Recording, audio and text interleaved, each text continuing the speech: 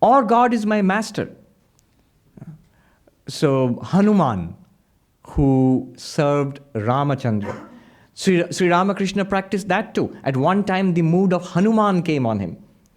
So Hanuman is, of course, a monkey. So Sri Ramakrishna would started spending time on tree branches. And he would tie his dhoti in such a way that it would be like a tail. And he would hop from tree to tree. And he ate fruits whole. And in a deep voice, he says, I became very restless like a monkey. And my eyes would be bloodshot, red and bloodshot. And I would sit on the branch of a tree, and in a deep and hoarse voice, I would cry out, Rama. He had a vision of Rama. He had a vision of Sita. He saw this wonderful, glorious form, he said, not like a goddess with supernatural attributes, but like a human being, but definitely deeply spiritual and radiating a kind of divine sorrow. And he says he realized that must have been Sita. And Sita, he was about to fall at the feet of that vision when that vision merged into his body. Sri Ramakrishna would say that she had the most wonderful smile, sorrowful picture, but most wonderful, the sweetest smile that he had ever seen in his life. And Swami Sarvapriyananda remarked that when Sita merged into his body, he got that smile because his smile was the most amazing thing that people had seen. One picture is there where he's smiling. You can see that, one of the pictures which was taken of him when he was in ecstasy. He practiced that. He practiced the Vatsalya Bhava, God as child, when the wandering monk Jatadhari came, who worshipped God as the baby Rama. He had a little image of Ram Lala. Ram Lala is Rama as a child, as a baby. And Sri Ramakrishna and Jatadhari could actually see Rama as a baby, not like a little image. He would worship the image, but he would actually get the vision of the baby Rama. And Sri Ramakrishna also could get the vision of baby Rama. In fact, when Jatadhari, the monk, came to and stayed with Sri Ramakrishna in Dakshineshwar, the child Rama began to spend time with Ramakrishna and refused to go to Jatadhari. And finally Jatadhari realized who Ramakrishna was. And he gave that image, his most precious possession in the world, that little image of the child Rama, he gave it to Ramakrishna and said, from now on, the child Rama told me that he wants to stay with you. So it will be with you. And that image was with Ramakrishna until about just over 100 years ago. It was in the temple of Dakshineshwar. Many people have seen it. But about 100 years ago, it was stolen. It was stolen. So he practiced that attitude also, that I am the parent and God is my child. The other attitude of God is my lover, like Radha and Krishna. Sri Ramakrishna also practiced that. At that time, he wanted to dress up as a woman, and Mathur Babu provided him with a beautiful sari and a wig and jewels. And Sri Ramakrishna, got absorbed in the wild yearning of the gopis for Krishna. He prayed to Radha that as an intermediary, that I may have the vision of Krishna. He had a vision of Radha, he had a vision of Krishna. So that was another period in his life. Mathur Babu understood. Many others did not. So it was again another kind of, he's crazy. He's dressing up as a woman. And he was so convincing that even women couldn't recognize that he's a man. So at this time, the second great teacher came into his life. A completely different kind of teacher. So this was Totapuri, who was a monk in Adi Shankara's monastic lineage. In Adi Shankara's monastic lineage of the non-dual Vedanta, Advaita Vedanta. They are monks. They have about 10 orders. There are 10 orders of monks, like Saraswati and Puri and Giri and Bharati and Tirtha and so on. Chaitanya Mahaprabhu's guru, Ishwar Puri. So Puri. Totapuri belonged to that lineage. And in fact, because of that, we as monks of the Ramakrishna order, we all belong to the Puri lineage. Totapuri, Ramakrishna Puri. So if you want to tell the whole full name, so it should be Vivekananda Puri. It should be Sarvapriyananda Puri. I have earlier told you the funny story of how in the Himalayas, we normally don't write the whole name, but in the Himalayas, once I met this Naga sannyasi who, like Totapuri. Totapuri, by the way, would go move around nude. Either he would have a loincloth or he would move around nude completely. And so Sri Ramakrishna would call him the naked one, Nangta. Because the convention is you don't call your guru by name. So you have to elliptically refer to your guru. And Sri Ramakrishna, frankly, would call him the naked one. So this monk I met, a Naga sannyasi in Gangotri, I asked him, what's your name? And he said, Purnam Giri. Giri is one of the 10 orders. And he asked me, what's your name? I said, Swami Sarvapriyananda. And he flew into a fury.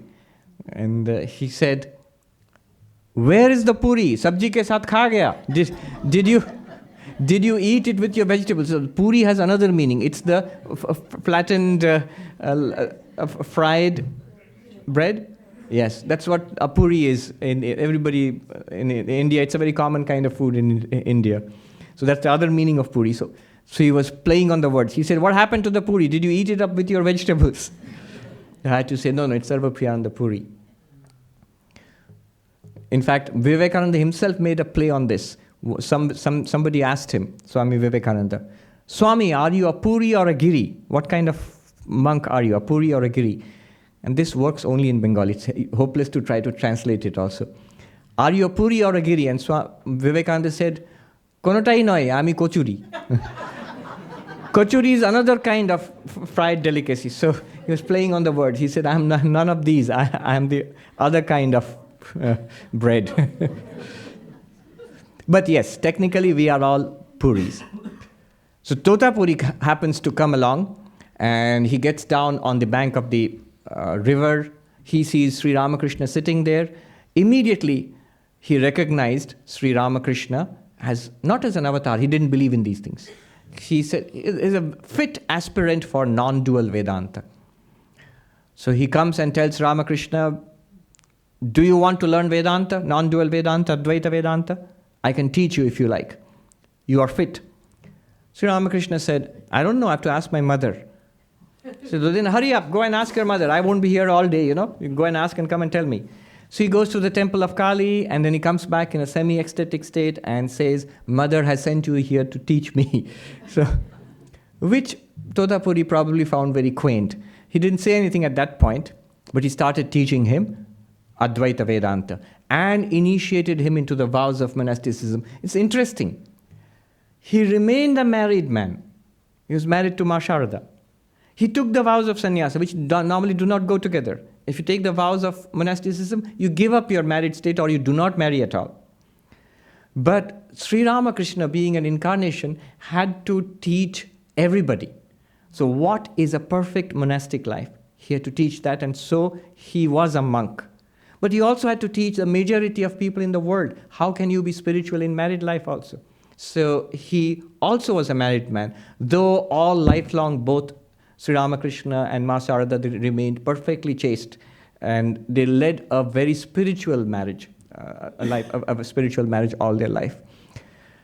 So he became a follower of Totapuri, and he said how all day long the naked one would instruct me in non-dual Vedanta, told him to forget the world, sit in meditation, forget the body and the mind. You would think easier said than done. But for Sri Ramakrishna it was easy, because he could easily get absorbed in meditation on the Divine Mother. But what he could not do was forget the Divine Mother. So he said every time the blissful form of the Mother, I could easily forget the world. But the form of the blissful Divine Mother would come in before me, and there I would get stuck. And then it was deep in the night, they were meditating, and he told Totapuri, I can't do it, it can't be done. Why can't it be done? And so the naked one picked up a piece of glass which was on the floor and pierced me in the forehead. Concentrate here. And he did that. The next time the form of the Divine Mother came, Sri Ramakrishna says, I took the sword of knowledge and cut the form in two. And my mind merged into the formless. So from the form to the formless. That's actually a path of our spiritual practice. When you get a mantra and God with a form, Ishta Devata, from your Guru, you come to a point in spiritual practice when you get a vision of God in that form. And that form will lead you to the formless. That's the progress. And Sri Ramakrishna merged in Nirvikalpa Samadhi, the highest Samadhi. Totapuri, there was a little hut.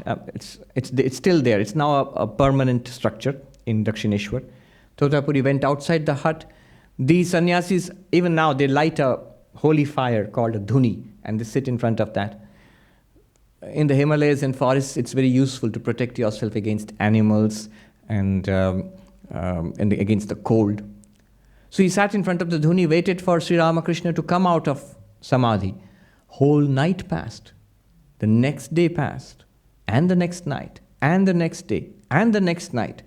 When Totapuri went back into the hut, he found Sri Ramakrishna completely merged, oblivious of the world, merged in Nirvikalpa Samadhi. And he marveled. That's something that took me 30 years of practice. Totapuri had been a monk from his childhood. 30 years of sincere, intense practice. And Sri Ramakrishna, this young man achieves it just like that. Totapuri began to realize he's not an ordinary person. He chanted the name of God powerfully, and Sri Ramakrishna came back to normal awareness. Totapuri embraced him in great joy, and they began to spend time together. Bhairavi Brahmani was still around. She didn't like it one bit. She told Totapuri, she told Sri Ramakrishna, don't mix too much with that monk. He is dry. He has no devotion. And your devotion will suffer because if you mix. Sri Ramakrishna, of course, didn't pay the least heed to her. And there were interesting incidents. Sri Ramakrishna had this habit in the evening, when the sun would set, he would say that when it gets dark, so that you cannot count the individual hairs on your hand, that's the time to start taking the name of God. So he would clap his hands and take the name of Krishna, Kali, Rama. Once Totapuri was talking about non-dual Vedanta, that Brahman alone is real, the world is an appearance, and suddenly Ramakrishna starts clapping, Rama, Rama, Krishna, Krishna, Kali, Kali. And Totapuri said to him, Kya roti thokte ho? Are you preparing chapatis, roti? In the villages, even now, in northern India, they prepare the bread over a piece of, over fire in the evenings. And they will do it this way. So Sri Ramakrishna was clapping and taking the name of God, and Totapuri said, are you making rotis? Or what are you doing? Sri Ramakrishna said, I'm taking the name of God, and you're saying I'm making rotis. Totapuri tried to pull Ramakrishna out of his devotion to the Divine Mother. See, this Maya, it's to be dismissed. Why are you worshipping the power of God as Mahamaya, as Kali? Brahman is the ultimate reality. Maya is an appearance. Forget it. As he was saying this, they were sitting together in front of the fire. The watchman of the temple came. He wanted to smoke. So he wanted some fire. And he saw these two people sitting there, and there was a fire. He wanted to take a piece of charcoal from there to light his pipe, maybe.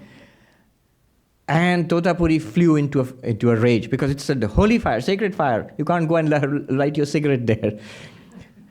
He had these fire tongs, He wanted to beat that watchman. And he was a very powerful, huge man, well built.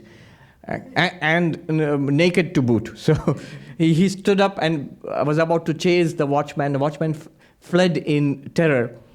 Sri Ramakrishna burst out laughing. He was rolling on the ground in laughter. Totapuri said, you are laughing? That man was insolent. Said, yes, but just now weren't you telling me that the world of appearances is Maya, it's nothing, all is Brahman? You said all is Brahman, and now you're ready to beat Brahman with your... Totapuri, he was fearless. He would sit and meditate all night long. Sri Ramakrishna asked him, you're an enlightened being. Why do you meditate so much? And Totapuri had a brass pot, a water pot. Most wandering monks do. So he said, see this pot. It shines because I polish it every day. If I don't polish it, it'll lose its glitter. It'll still be brass, but lose its glitter. You're enlightened. But if you do not immerse yourself in the realization in that awareness, every day the world begins to affect you. That's why you must, like polishing the mind, keeping it immersed in the thought of God, in the awareness of Brahman. But Sri Ramakrishna had to come back to that too. He said, if it's brass, that's true. But if it's a golden pot, then that won't be true. I think what he meant by that was, for an incarnation, it's not necessary. Sri Ramakrishna is the golden pot. The rest of us, we are brass pots.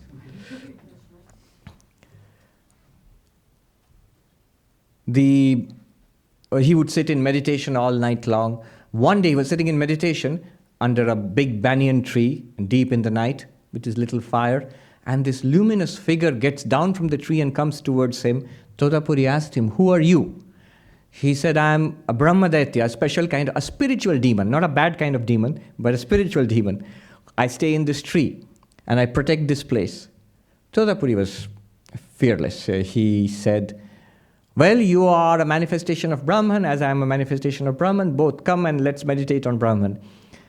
Even the demon didn't want to meditate. We have that in common with the demon. So he quickly disappeared. He laughed and disappeared from there. And Sri Ramakrishna would tell this story, and people, I guess, would be skeptical. And Sri Ramakrishna would say that, "No, he does exist. I know him quite well. I have met him a number of times.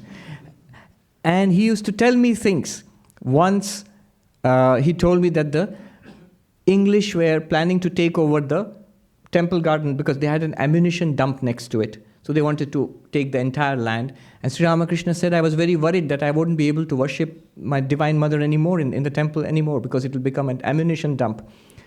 But Mathur Babu started a court case against the land acquisition. And Sri Ramakrishna says, the demon came and told me that the English would lose the case and so they wouldn't be able to take over the temple garden. And that's exactly what happened. Anyhow, so he actually does live there in that tree. The climate of Bengal began to tell on Totapuri's very robust Punjabi health. And he got afflicted by stomach troubles and he became weaker and weaker. Mathur Babu got a doctor to treat him to no avail. Totapuri didn't care because he said, I'm not the body anyway.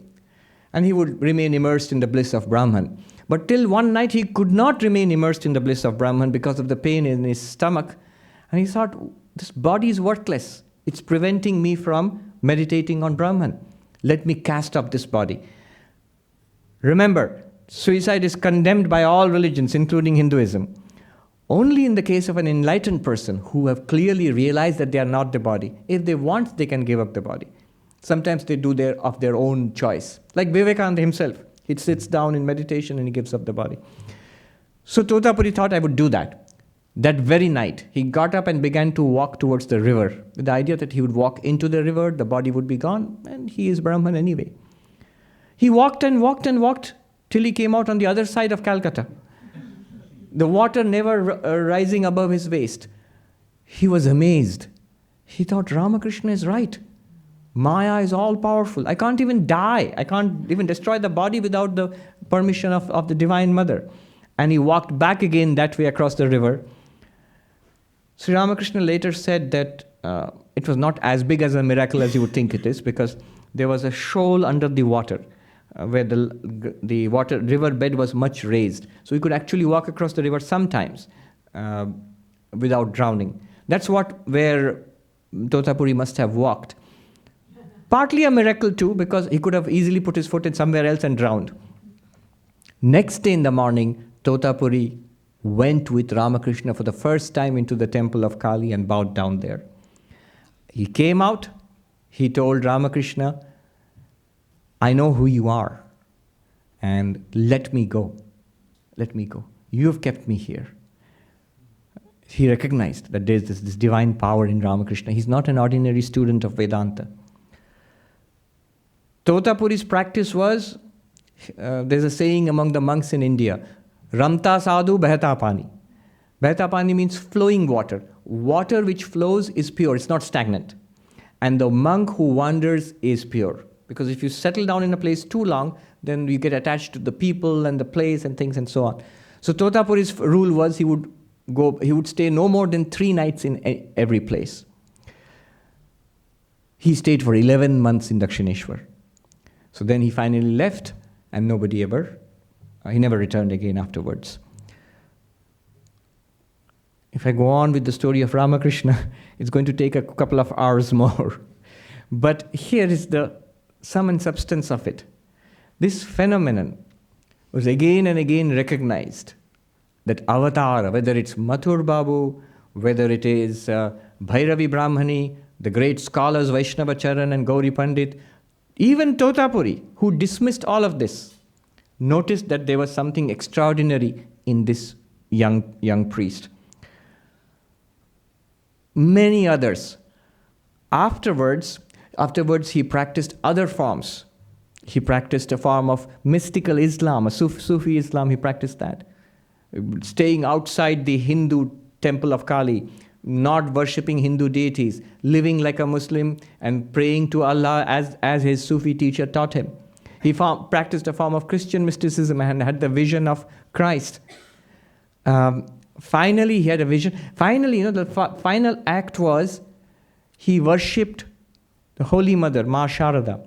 On the spring worship of Kali, at night, he called her into his room in Dakshineshwar, and with all the paraphernalia of the worship of Kali, he worshipped his own wife as the Mother Kali and offered the results of all his practices at her feet, including his rosary at her feet. That was the culmination of his spiritual practices.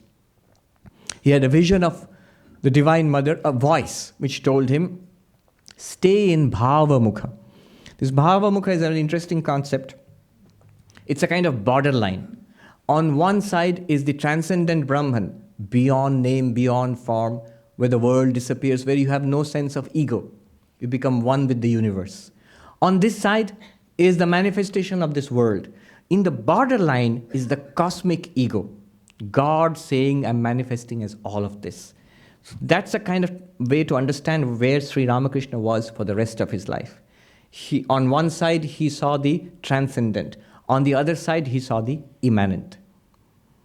His teachings to his students, to the many seekers who would come from now onwards, and many of them recognized him as an incarnation of God. His teachings would be, there's a golden thread which runs through his teachings. He would say the eternal Nitya and the immanent Leela, the divine play, both are true. His teaching to Totapuri, that not only is the Nirguna Brahman true, but this world, the play of Maya, Kali is also true. Don't take one and dismiss the other. His teaching about Jnana and Vijnana, knowledge and going beyond knowledge also. That he would say, when you climb the house, you leave the first floor behind and the second floor and go to the roof of the house, and then you see what the roof is made of. The same bricks and mortar and cement, the entire house is made of the same thing. When you realize by neti, not this, you realize the transcendent Brahman beyond name and form. And then, that's where Totapuri had stopped. And then when you look back upon the world, you see all of this is also a manifestation of the same Brahman. Jnana and Vijnana, Nitya and Leela. His teaching about, when Swami Vivekananda later accepted the Divine Mother, Kali, how happy Sri Ramakrishna was. The reason he was happy was the same teaching runs through that. His teaching about Shiva Jnana Jiva Seva. Worship God in the Shiva, in the form of Jiva, all living beings. So the immanence of the divine, the same divine which you realize in the depths of meditation and samadhi, you see. When you would say simple things like, God exists when I close my eyes and God doesn't exist when I open my eyes. What kind of God is that? Whether with eyes closed or with the eyes open, whether inward or outward, the same reality pervades everything. So there's a golden thread which runs through his teachings, which he insisted to everybody. The story continues. The great devotees come. Not Mathur Babu, of course, was there. Hriday was there. But then others came. Balaram Bose, Girish Ghosh, the great dramatist. So on other occasions, we will talk about this story. As Isherwood said, the story of a phenomenon. We are firmly convinced that just over 100 years ago, God walked again on this earth. For a short while, Sri Ramakrishna himself would say, a group of musicians comes, plays and sings and disappears. It's only much later that people don't understand who they are. That is Ramakrishna, that is Holy Mother, that is Vivekananda. And from there has come forth an ocean, a river, a raging river of spirituality, which from that little temple garden of Dakshineshwar on the banks of the river Ganges in colonial India, from there has spread this river of spirituality. We have not yet understood the depth and the profundity and the dimensions and the implications of Ramakrishna. We are only beginning to discover it more than 100 years later. I have met spiritual seekers all over the world, in India and here and other places. And in the most remarkable places, I've found Sri Ramakrishna is the source of spiritual inspiration. I have met monks, nuns, practitioners of different orders who have nothing to do with us. But many of them, they told me, it's the gospel of Ramakrishna which inspired me. It is Vivekananda's works which inspired me. It is that which we still read and we still use it. It has become the testament to humanity that religion is true, that spirituality is true. A living testament to the reality of spirituality. The 20th century and now in our 21st century, Vivekananda said, for centuries to come, this power which has been let loose in Dakshineshwar, that will continue to work for centuries ahead and flood the world with spirituality once again. We pray to Sri Ramakrishna, to the Holy Mother, to Swami Vivekananda. May they inspire us. May they awaken the light of knowledge in our lives, jnana. May they fill our hearts with divine love, bhakti. And may it culminate in prashanti, in the profound peace of God realization in our very life. Om Shanti Shanti Shanti Harihi Om Tat Sat Shri Ramakrishna Arpanamastu.